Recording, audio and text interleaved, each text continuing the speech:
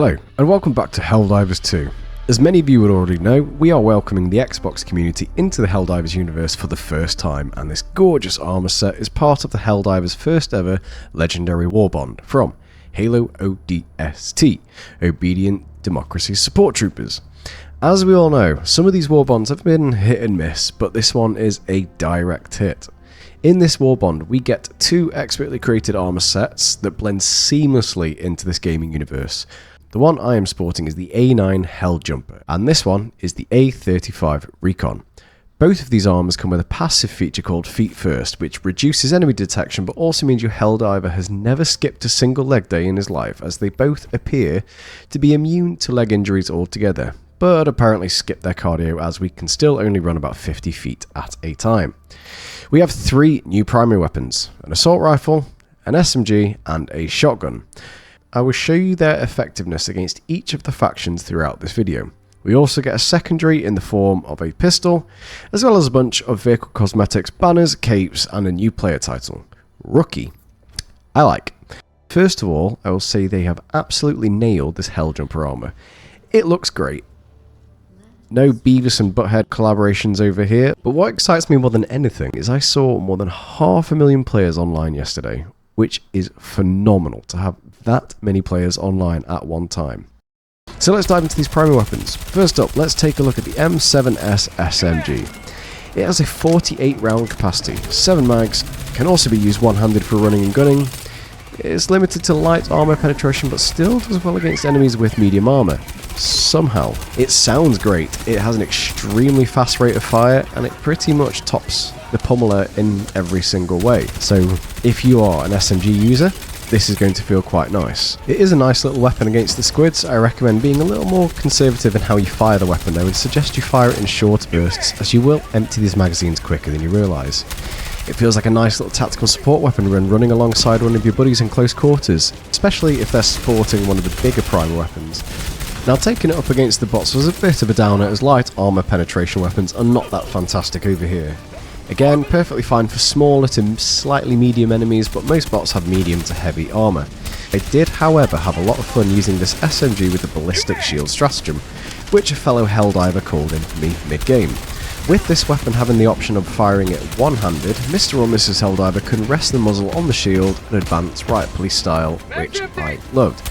You can be the first one into close quarters fights, draw their firepower so your team can stack up behind you and you can still deal out damage in the process. The first person view with the right shield combined with the pitter-patter suppressed gunfire for the M7S was a very satisfying combo. Just pick your other stratagems accordingly. And that would be a smoke alarm. Okay, smoke alarm is off. Taking this up against the bugs was great fun, and it felt like the perfect amount of a challenge. Again, being sparing with the ammo and firing this in shorter bursts meant it was far more effective weapon than otherwise. If you continuously fire at your targets, you will undoubtedly waste another half of that magazine hitting an already perished enemy and a good few shots when swapping targets. Now let's move on to the MA5C Assault Rifle, the poster child of Halo itself. Arrowhead have done a brilliant job bringing this one across, because not only does it look the part, but it also feels like it belongs in Helldivers. The only downside is that it's only got a 32 round magazine. Personally, I would love to see this bumped up to 45 so it can match the base Liberator Penetrator. It does have more damage, it has the same fire rate as the Liberator Penetrator, but that 32 round magazine just empties too quickly. The most exciting part of this weapon is the aim down sights function does not zoom all the way in. Instead, we have the weapon in full view in its full glory, a la Halo. We also have a sneaky little Helldiver's compass on the little screen too. It's fun to use, it sounds great when it's being fired, and it sounds even better when you hear your fellow Helldivers firing theirs in the distance.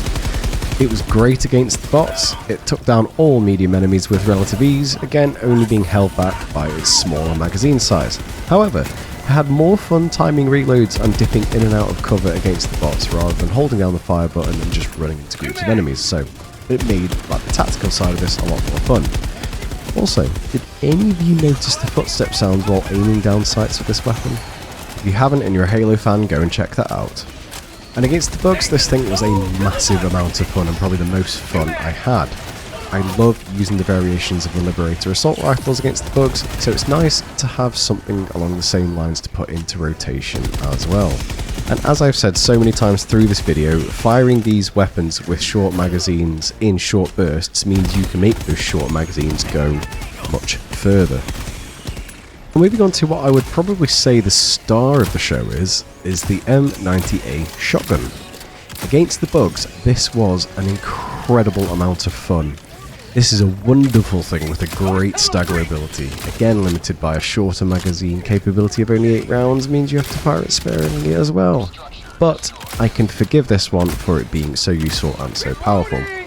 My favourite thing from this Warbond by far was dismembering the Brood Commanders to disable their charge capabilities, or putting a permanent cork in the mouths of bile spewers just as they're ready to spew.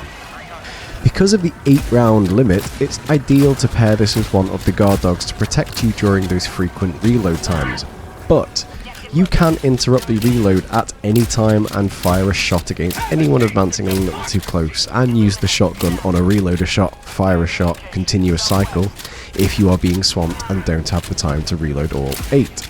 A quick tip is that if you can stay disciplined to try and not fire that 8th shell as well, you can reload rounds far faster when leaving one in the chamber, as it shortens the reload animation.